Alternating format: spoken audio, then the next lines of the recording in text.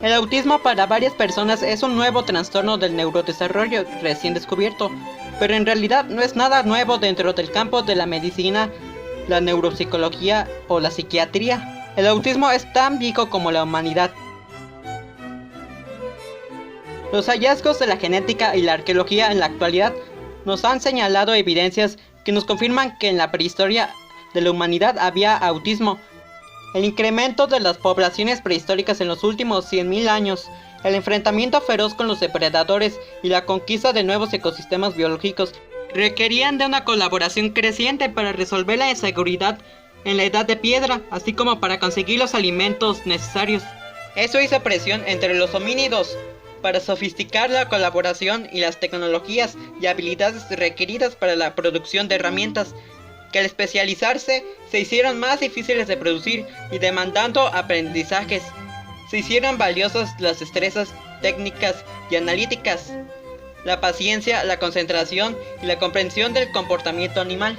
Es decir, el éxito de la evolución del hombre implicó y dependió tanto del desarrollo de destrezas sociales como de tecnologías, es decir, de cualidades comunes entre los individuos más sociales y neurotípicos y de cualidades más comunes entre los individuos con las características de lo que hoy llamamos la condición del autismo, creando el contexto para que se desarrollara entre los homos la práctica social del apoyo, del dar y recibir que facilitaba la supervivencia de todos. Las sociedades primitivas necesitaban tanto de individuos con muchas facilidades para la interacción social como de individuos menos dados a la interacción, pero con la capacidad de concentrarse en las soluciones técnicas y que por ello merecían la cultura de apoyo que eventual o regularmente recibían. Entonces es interesante observar que la convivencia con el autismo comenzó en un camino natural en la prehistoria de la humanidad. La vida de los seres humanos prehistóricos integrando a las personas con autismo no puede visualizarse a partir de elementos físicos como los huesos, pero sí puede apreciarse en aspectos más sutiles, como el análisis del arte de la era del hielo, coincidencias de las pinturas rupestres de las cavernas con elementos del arte moderno. Han sido señaladas en repetidas oportunidades. También comparaciones como las de Nicholas Humphrey de los dibujos de las cuevas primitivas con los de una niña con autismo de 3 años y medio argumentan en la misma dirección. Junto al análisis de las observaciones antropológicas del arte de la edad de hielo están los estudios genéticos que también se expresan al respecto. Algunos de los genes que hoy día se vinculan con el autismo son genes que aparentan tener una historia que nos remontan hacia atrás en 150.000 años, reforzando la idea de que el autismo se desarrolla y refuerza complementando características que necesitamos en nuestro desarrollo como especie desde las épocas prehistóricas. Con esto nos queda claro que el autismo ya es historia y que continuó hacia la edad antigua, la edad media, la edad moderna y la edad contemporánea. Pero ahora la pregunta es, ¿desde cuándo la ciencia tiene conocimiento del autismo?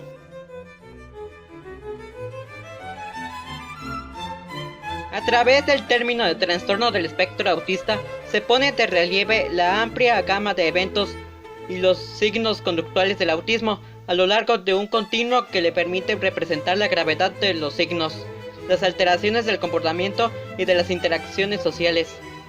El término autismo etimológicamente proviene del griego auto, de autos, que significa propio, uno mismo. De manera amplia podría definirse como ensimismarse o meterse en uno mismo, y la palabra ismo, que hace referencia a proceso patológico. Entonces la palabra debería quedar como aftismos, encerrado o meterse en uno mismo. Es curioso ver cómo su definición etimológica contribuye a darle un sentido metafórico al concepto de autismo. Dicho término fue utilizado por primera vez por el psiquiatra suizo Eugene Brüller, introduciéndolo en la psicopatología entre los años 1908 y 1911 o 1912. No todas las fuentes coinciden con la fecha. Él lo utilizó para describir a un paciente esquizofrénico que se había replegado en su propio mundo. Esto significa que Breuer utilizó al uno mismo y la palabra autismo para significar la uno misma admiración y el repliegue mórbidos dentro del uno mismo. Breuer consideró el autismo un síntoma y un modo de comportamiento característicos de la esquizofrenia, lo que indica la pérdida de contacto con la realidad y la polarización de la actividad mental en el mundo interior. Los considerados principales pioneros en la investigación del autismo eran Hans Asperger y Leo Kanner. Trabajaban por separada en los años 40, sus opiniones seguían siendo útiles para los médicos para las 3 décadas próximas. Pero antes de ellos dos hubo un personaje que sería precursor de la investigación del autismo. La psiquiatra infantil Grunia Efimовna Zuccareva, judía de origen ucraniana, publicó una detallada descripción de los rasgos del autismo de un grupo de 6 niños. Lo hizo primero en una revista rusa en 1925 y al año siguiente publicó el mismo artículo en alemán en la revista alemana Manuscript für Psychiatry and Neurology. Una de las escasas publicaciones periódicas de la época especializadas en salud mental y trastornos neuronales. El detalle más interesante es que se anticipó más de 15 años a los trabajos de Hans Asperger y Leo Kanner, 18 años antes que la descripción de Leo Kanner y 19 antes de Hans Asperger. Considerados por muchos, de forma prácticamente universal, los descubridores del autismo. Posteriormente, Zula Wolf hizo en 1996 una introducción a la traducción al inglés del artículo original de Zuccareva. Su artículo está basado en informes sobre la evolución del grupo de estos 6 niños a lo largo de 2 años. Al principio denominó el trastorno que afectaba a aquellos niños como psicopatía esquizoide, en concordancia con la clasificación de Eugene Breuer y Ernst Klezmer, pero luego lo cambió por psicopatología autística en una publicación posterior que, de momento, no se ha traducido del ruso, titulada Conferencias sobre Psiquiatría Infantil Clínica. Zuccareva describió los síntomas psiquiátricos y también aspectos de la constitución física, de alteraciones motoras, áreas que se consideran en la actualidad relevantes para el síndrome, pero no son específicas de los trastornos del espectro autista. Las características principales de los niños eran, según su artículo, una actitud autística, una tendencia hacia la soledad y a evitar desde la infancia a otras personas, rechazando la compañía de otros niños.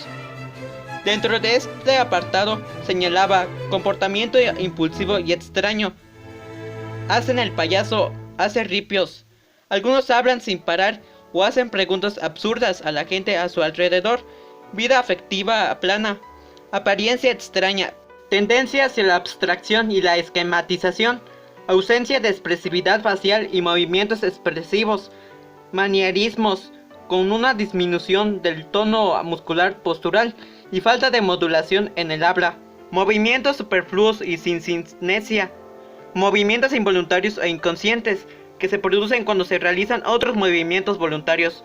Tono de voz chillón, nasal o sin modulación. Evita los juegos comunales y prefiere las historias fantásticas y los cuentos de hadas. Les resulta difícil adaptarse a otros niños y ridiculizado por sus compañeros, tiene un bajo estatus social. En un segundo gran apartado, Zuccareva hablaba de una tendencia hacia el automatismo, la adherencia a las tareas que habían empezado y una inflexibilidad psíquica, con dificultades para adaptarse a la novedad. Aquí incluía comportamientos parecidos a tics, hace muecas, neurologismos estereotípicos, preguntas repetitivas, habla de manera estereotípica, tendencia hacia un comportamiento obsesivo compulsivo, largas preparaciones y dificultad para parar, pedante, sigue reglas, explosiones emocionales, si se le interrumpe, se pone nervioso y empieza otra vez la historia desde el principio, fuertes intereses que sigue de una manera exclusiva, intereses preservados, por ejemplo, una conversión marcada por temas obsesivos y repetitivos, se aferra a ciertos temas, habla rápida o circunscrita, tendencia a la racionalización y a una rumiación absurda, dotado musicalmente con una percepción excelente del tono, sensibilidad al ruido, busca la tranquilidad y sensibilidad a los olores.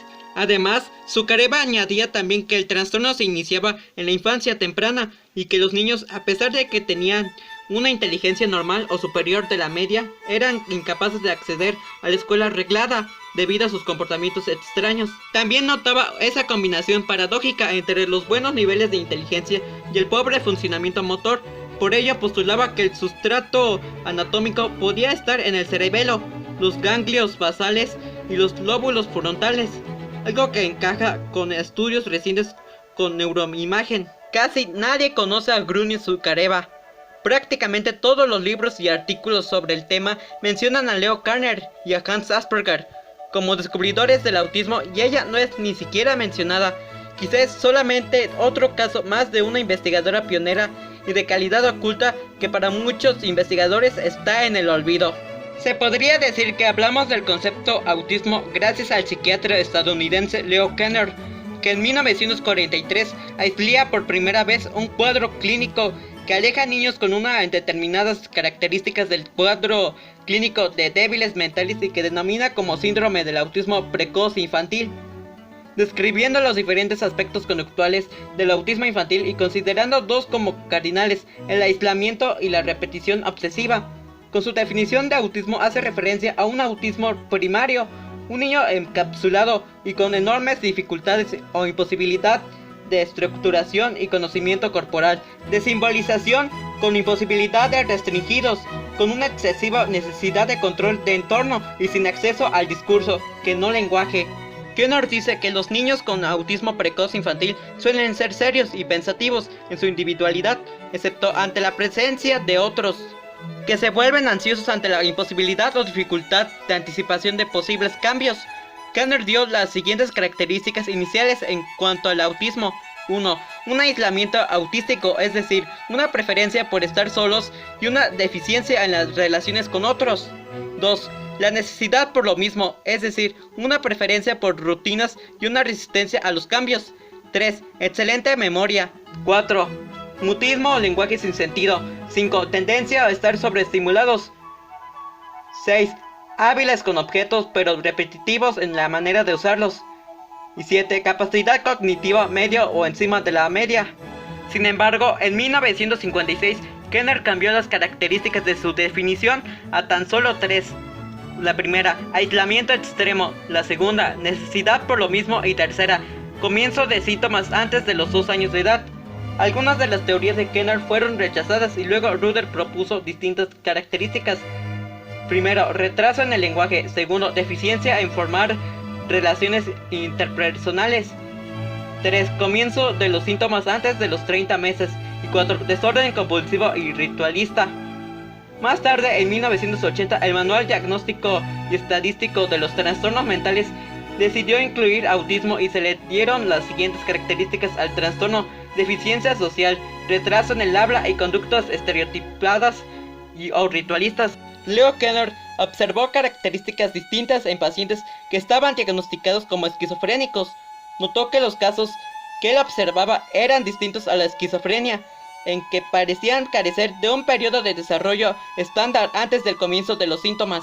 Además de los signos ya mencionados, Kanner también descubrió que estos niños tenían un buen potencial intelectual, poseían de ecolalia o la propensión de relanzar las palabras del locutor y las dificultades en la actividad espontánea, entre muchos otros.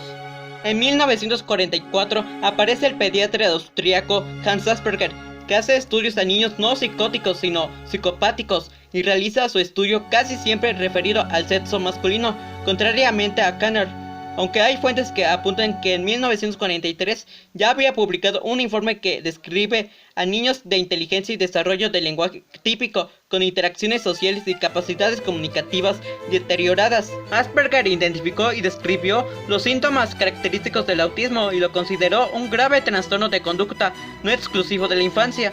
Sus niños también se asemejaron a las descripciones de Kanner, sin embargo no tenían ecolalia como problema lingüístico, sino rayo como adultos.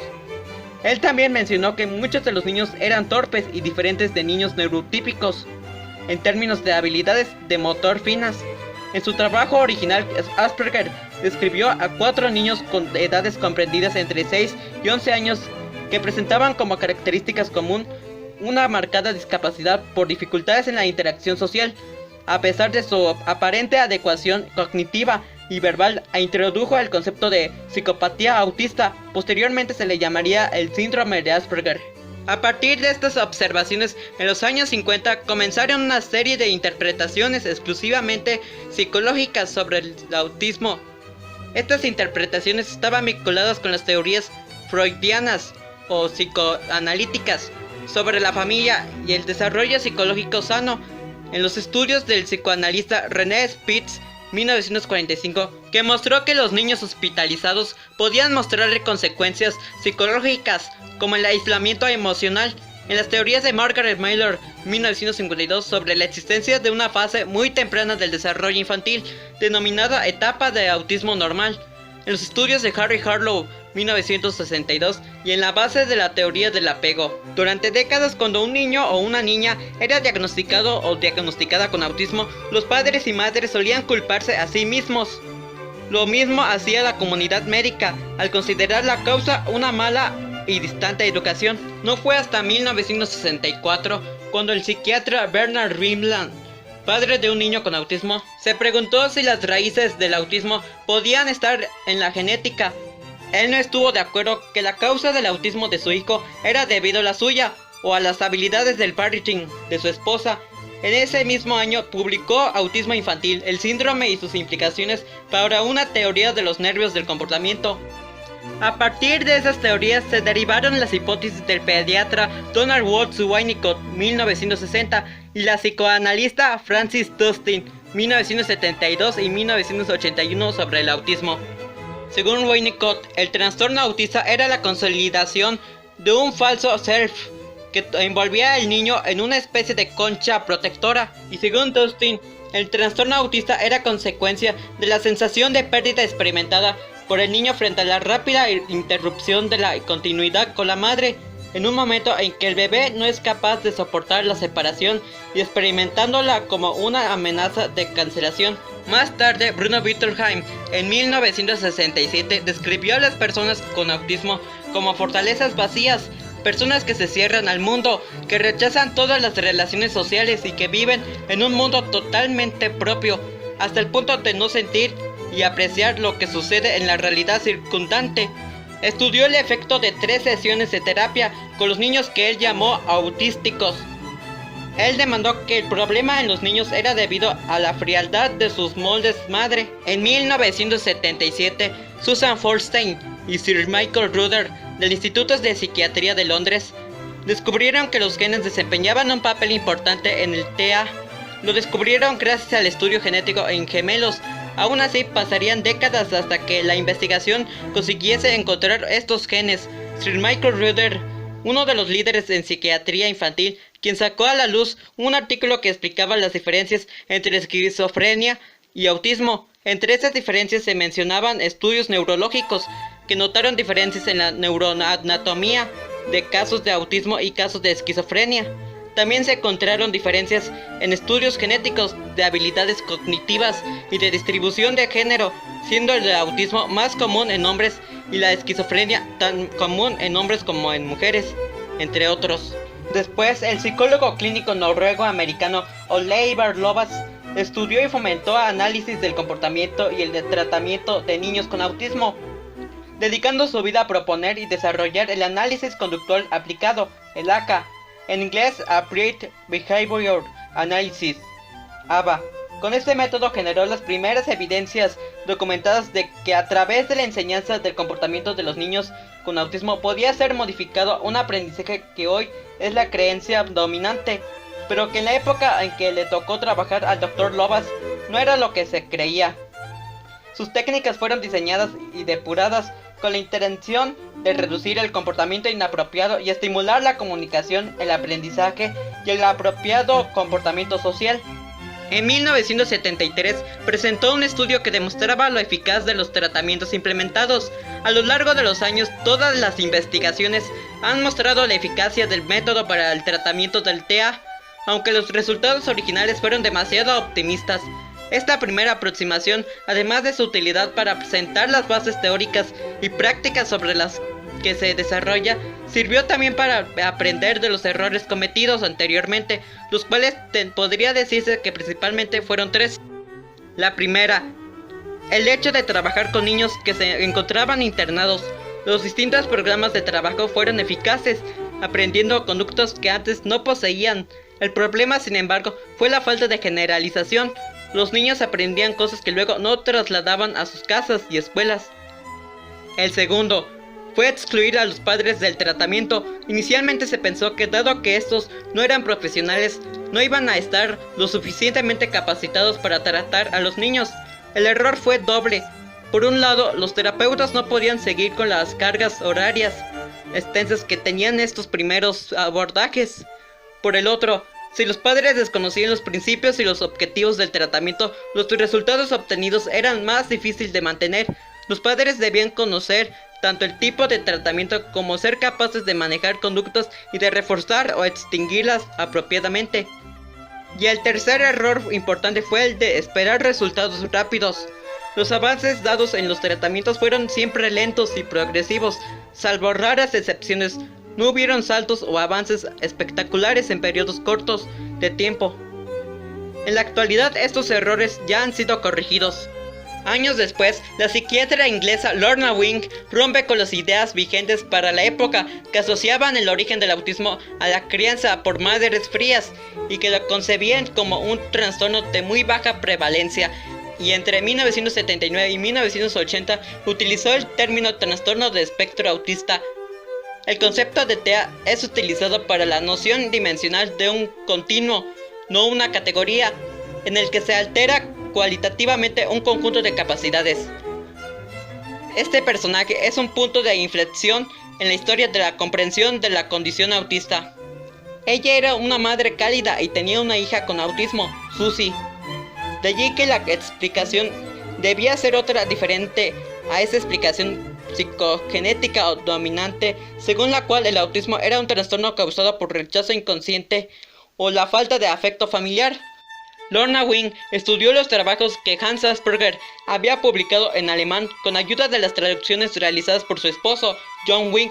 Valorizó el aporte de las descripciones que el pediatra austriaco publicó en el año de 1944 y lo popularizó dentro de la comunidad científica al acuñar el término síndrome de Asperger en el paper que publica en 1981 y que titula El síndrome de Asperger, un recuento clínico. Las descripciones de Asperger están muy alineadas con la manera moderna de entender el autismo como un espectro dimensional, y Lorna abre esta interpretación espectral al aportar en forma clara y explícita la distinción de tres dimensiones características del espectro: lenguaje y comunicación, socialización y patrones de conducta e intereses restringidos, una noción que se conocerá en adelante como la tríada de Wing, en donde clasifica a los TEA en trastorno de reciprocidad social, trastorno de comunicación verbal y no verbal, y ausencia de capacidad simbólica y conducta imaginativa, a los que posteriormente añadió los patrones repetitivos de actividad e intereses. Además, ella junto con Judy Gould hace un estudio poblacional en Camberwell, donde registra el caso de todos los pacientes que usan servicios psiquiátricos en este distrito del sur de Londres. Este estudio le permite concluir que el autismo no es algo tan extraño como se pensaba en el momento. En 1996, Lorna Wing publicó un libro, El espectro autista, una guía para padres y profesionales. Él mismo lo revisó para su reedición en el año 2012. Más tarde, a propósito de su nueva orientación, comentaría: Susie me ayudó en mi trabajo y a su vez mi trabajo me ayudó a comprenderla mejor. En 1997, el profesor Ángel Rubior Gómez desarrolla el IDEA, Inventario de Espectro Autista, donde a través de 12 dimensiones alteradas en estas personas con 4 niveles de afección, en cada una de ellas se representa todo el espectro. Estas dimensiones se agrupan de 3 en 3, formando 4 bloques que se corresponden con los 4 apartados de la tríada de Lorna Wing, quedando de la siguiente manera.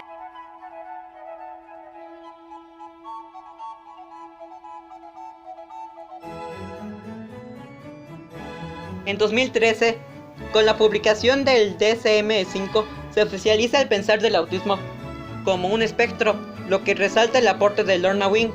También en ese año, el DSM-5 reemplazó los diagnósticos separados, tales como el síndrome de Asperger, autismo y los trastornos generalizados del desarrollo, y los unió junto con los síndromes de Reed y Heller en el mismo diagnóstico llamado el espectro de desórdenes de autismo, lo que hoy en día llamamos ahora como trastornos del espectro autista.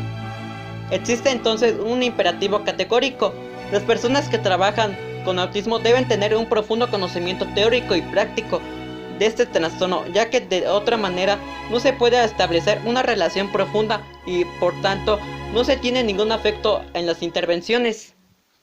Toda esta información que recabé para este video es solamente un resumen de lo que yo investigué.